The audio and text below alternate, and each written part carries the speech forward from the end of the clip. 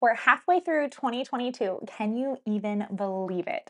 Today, I want to dive into my mid year review process. So grab your favorite drink and let's go.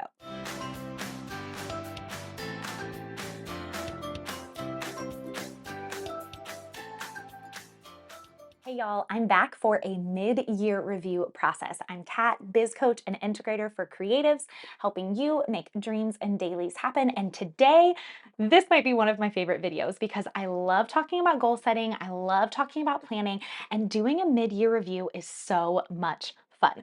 Before we get into all of the nitty gritty though, I wanna make sure I tell you that I do have a free mid-year biz review worksheet for you. Just click the link below, it'll be the very first one, and you can go ahead and grab it now. It would be really great if you grab it and then watch this video because we're going to walk through some of the questions and the themes that are showing up in the worksheet. So that way you can watch the video and work on the worksheet in tandem.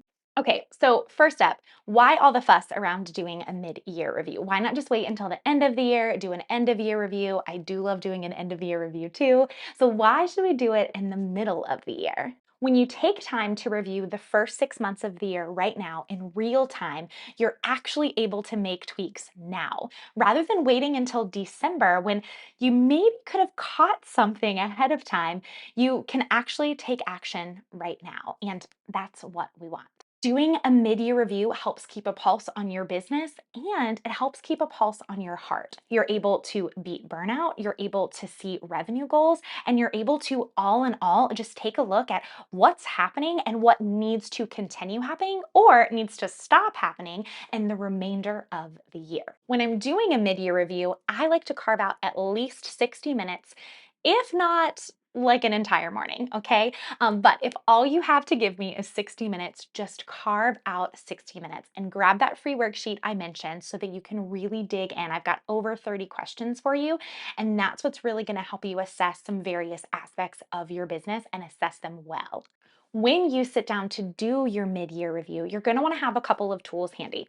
The worksheet that I mentioned, your calendar, so whether that's a paper planner or an electronic digital calendar, your laptop so you can quickly access some additional resources that you might need to pull up when you're looking at the questions in the worksheet, and your monthly biz metrics tracker. Now, if you don't have a monthly biz metrics tracker, have no fear. First of all, I do have one available in the shop. We're going to link it below too if you're interested. But a monthly biz metrics tracker is a way for you to track monthly so that when you're doing a mid-year review and doing an end-of-year review, you can see the data and the numbers even easier.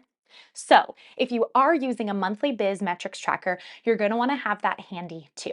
Okay, so now you've got all the supplies, right? You've got your calendar, you've got your worksheet, you've got your laptop, you've got your biz metrics tracker, you're ready to get started. Well, when we are assessing your year and assessing the first 6 months of the year, we're going to look at 5 main areas: time, money, dreams, customer and client, and CEO. All 5 of these areas help you assess two key things: facts and feelings. Remember in the beginning when I said that doing a middle of the year review helps you because you're able to look at some heart things, but then you're also able to look at like the business side of things. That's where facts and feelings come into play. You're a small business owner, you own your own business, so your heart is very much invested in what you're doing as a business owner. And I want to help you. I want to help you continue to feel passionate about your business. I don't want to see you hit burnout. I don't want to see you having tasks or having goals that aren't actually aligned with your vision and your core. And I also want to help your business because we want your business to be profitable. We want you to be able to hit whatever financial goals you've decided that you want to hit. So the mid-year review allows us to look at facts and feelings simultaneously through the lens of those 5 key components. So the time, money, dreams, customer and client care, and CEO. Now, as the name states, it's a mid-year review, so that means you're going to want to do the review mid-year. I'm putting this video out in the beginning of June in the hopes that it will empower you to carve out some time on your calendar this month to do that mid-year review. So sometime between the beginning of June and the end of June is when I would highly recommend diving into the mid-year review. I've also already shared that I would recommend blocking out at least 60 minutes.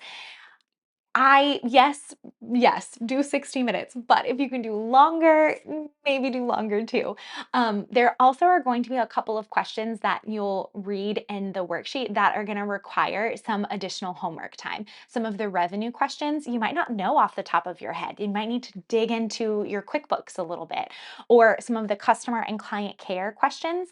You might need to go look at a survey or create a survey for your clients and your customers. So you're not necessarily going to be able to sit down and do all 30 questions just like that. But if you spend that initial 60 minutes getting started, then you can circle back to it a little bit later in the month. You're also going to want to do your mid-year review first before you set goals for the remainder of the year. This is a big one. I talk about this a lot with the end of year review process because so many of y'all are visionaries, and I get it. You have a vision, you know where you want to go, and you just want to get there. But we need to press the brakes a little bit, and I want you to spend time looking back, look at the last 6 months before you start to look ahead. Some of the goals that you're thinking about setting for the remainder of the year might adjust slightly based on what you're uncovering when you're looking at the mid-year review. So just keep that in mind when you start to think about and look into the questions on the mid-year review. All right, y'all, I've got my own mid-year review to get into, and I'm really excited to do my own digging into those 5 key areas of my business. And I can't wait to hear how yours goes. If you have additional questions for me, drop them below in the comments, and don't forget to grab your free mid-year review worksheet below too. I'll see y'all next time.